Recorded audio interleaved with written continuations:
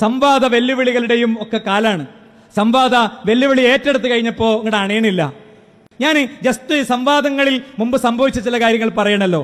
ആദ്യത്തെ സംവാദം പന്നിപ്പാറയായിരുന്നു. പന്നിപ്പാറയിലെ ഒരു രംഗം നമുക്ക് കാണാം. സ്വാലിഹ് ആലു ശേഖനെ ഉദ്ധരിക്കുന്ന ഒരു ഭാഗം നിങ്ങളൊന്ന് കേട്ടു നോക്കൂ.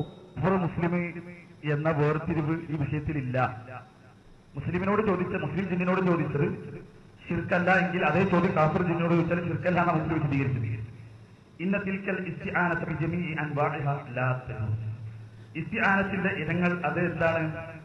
അത് പിന്നെ ഒന്നും അനുവദനീയമല്ല ജിന്നിനോടുള്ളത്. ഫമിൻഹാ മാ ഹുവ ശിർക്ക്, അതിൽ ശിർക്കായതുണ്ട്. കൽ ഇസ്തിആനതി ബിശൈത്താനിൽ ജിന്നി യഗ്നി അൽ കുഫാർ, കാഫിറായ ജിന്നിനോടുള്ളത് ആ ശിർക്കിൽപ്പെട്ടതാണ്. വമിൻഹാ മാ ഹുവ വസീലത്തുൻ ഇല ശിർക്ക്, അതിൽ വസീലത്തുൽ ശിർക്കായിട്ടുള്ള ഇസ്തിആനത്തുണ്ട്. കൽ ഇസ്തിആനതി ബിമുസ്ലിമി അൽ ജിൻ. ഓക്കേ, അപ്പോ ഇത് രണ്ടു തരം ഇല്ലാന്നാണല്ലോ. ഒന്നേ ഉള്ളൂ, ഒക്കെ ശിർക്കാന്ന് പറയണമെന്നാ വേദിന്ന് ഇതിങ്ങനെ വായിക്കുക. അപ്പൊ ഫൈസൽ മൗലവി ഒന്ന് വാങ്ങിയിട്ടൊന്ന് രണ്ടാമതൊന്ന് വായിച്ചു കൊടുക്കുന്നുണ്ട്, കേട്ടോളി. ഫൈസൽ മൗലവി വാങ്ങാണ്.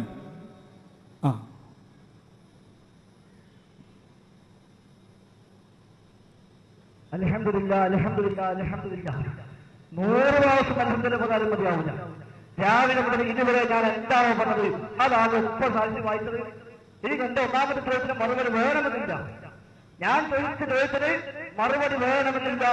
ആ ചോദ്യം വേണമെങ്കിൽ പിൻവലിക്കാനാണ് ഓക്കെ, ആ ചോദ്യം പിൻവലിച്ചു. വിഷയം തെളിഞ്ഞു. സംവാദത്തിൽ ഉണ്ടായതാണ്. സംവാദം വേണം എന്ന് പറയുന്നുണ്ടല്ലോ. ഇവിടെ നടന്ന സംവാദങ്ങൾ. ചില കുട്ടികൾ ക്രിക്കറ്റ് കളിക്കുമ്പോ ബാറ്റും പന്തും കയ്യിലുള്ള കുട്ടി എന്ത് ചെയ്യും? ആണ് ഔട്ടാവും പറയും നമുക്ക് അയച്ചാൻ കളിക്കണം എന്നറിയും അല്ലേ? കാരണം ഓൻ കളി പൊട്ടിയതാണ്. ഓരോ സംവാദത്തിലുണ്ടായതാ. ഇയാള് വായിച്ച ഇതേ ഫത്വ ഇനി എന്താ സംഭവിച്ചത്? അത് ഞാൻ എപ്പോഴോ തോട്ട് കിട്ടതാണ്. അടുത്ത ചാൻസ് കയറിയിട്ട് അദ്ദേഹം പറയട്ടെ. പക്ഷേ ഫൈസൽ മൗലവി തോട്ടുന്ന് എടുത്തു, ഒന്നുകൂടി എടുപ്പിച്ചു. ഫൈസൽ മൗലവി ഒന്ന് പറയട്ടെ.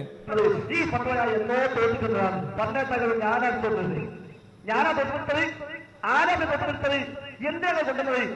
ഇത് വല്ലാത്ത കാര്യങ്ങളല്ലേ? സാധാരണ പുരാതനമുണ്ട് ഒരു കിതാബ് വായിക്കാം.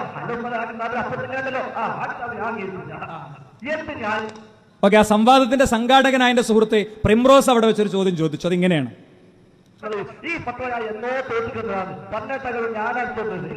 അതിന്റെ സമയത്തുള്ള ഫത്വയാണ് എന്ന് ആണ് ഇവിടെ വ്യക്തമായത്.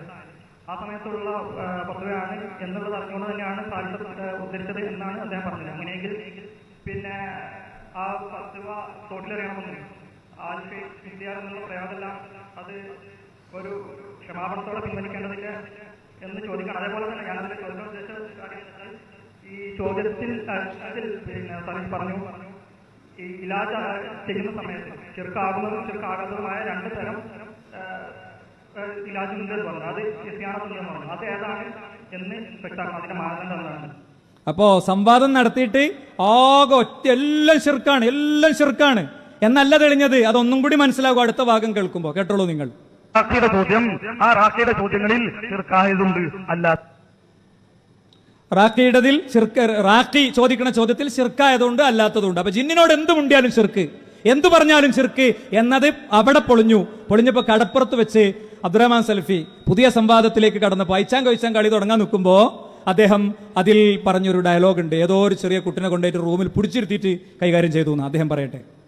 ഞങ്ങളുടെ പണ്ഡിതനില്ലാത്ത ഒരു എളിയ പ്രവർത്തകനായ സാലിഹ് വാടാനപ്പള്ളിയെ വിളിച്ച് ഒരു റൂമിൽ സ്വകാര്യമായിരുത്തി അവിടെ വെച്ച് നിലംപരിശാക്കി വിജയം ആഘോഷിക്കാമെന്ന് വിചാരിച്ച് നടന്ന ഫൈസൽ മുസ്ലിയാർ അവിടെ തറവറ്റിയപ്പോൾ അതിൽ നിന്ന് തലപൊക്കാൻ വേണ്ടി കണ്ട രീതിയാണ് മറ്റൊരു സംവാദത്തിനുള്ള വെല്ലുവിളി. ഓക്കെ, അപ്പൊ സുഹൃത്തുക്കളെ, ഇതാണ് ഈ KJUവിന്റെ കത്തന്നെ വേണമെന്ന് പറയാനുള്ള കാരണം. എന്താ അറിയോ? സംവാദത്തിൽ അങ്ങോട്ടും ഇങ്ങോട്ടും ആയാൽ പിന്നെ അത് ചെറിയ കുട്ടി, പറ്റാത്ത ആള്, വേണ്ടാത്ത ആള്. അതുകൊണ്ട് ഇത് ഒരുപാട് കളവുകൾ പറയുന്ന ആളാണ് ഇപ്പൊ KJUവിന്റെ സെക്രട്ടറി സ്ഥാനത്ത് തന്നെ ഇരിക്കുന്നത്. സ്വാഭാവികമായിട്ടും അത് അത്തരം വ്യക്തികളോടുള്ള വ്യക്തിപരമായി കഴിഞ്ഞാലുള്ള ബുദ്ധിമുട്ടുണ്ട്. നമ്മൾ എടുക്കുന്ന അധ്വാനത്തിന് അതിൻ്റെതായ റിസൾട്ട് വേണം. ഞങ്ങൾ ഓരോന്നും കൃത്യമായി സിസ്റ്റമാറ്റിക്കലായി ചെയ്തു പോകുന്ന ആളുകളാണ്. ഇനി ഒക്കെ പോട്ടെ, കുട്ടിനെ റൂമിൽ അടച്ചുകൂട്ടിയൊന്നല്ല ഇത്. അവരിങ്ങോട്ട് ആവശ്യപ്പെട്ട് വന്നതാണ്. മനസ്സിലായില്ലേ? ഇങ്ങോട്ട് ആവശ്യപ്പെട്ട് ഫൈസൽ മൗലവിന്റെ അടുത്ത് വന്ന് പ്രിംറോസും അദ്ദേഹത്തിന്റെ ഉപ്പ ഹൈദരാലി സാഹിബ് ഒക്കെയാണ് അതിന് അവസരം കൊടുത്തത്. നിച്ച് ഓഫ് ട്രൂത്തിൽ നടക്കേണ്ടിയിരുന്നത് നിച്ച് ഓഫ് ട്രൂത്തിൽ വെച്ച് നടന്ന ഔദ്യോഗികമാവും എഴുതിയിട്ടാ പന്നിപ്പാറയ്ക്ക് പോകുന്നത് വീട്ടിൽ വെച്ച് നടത്തിയത്.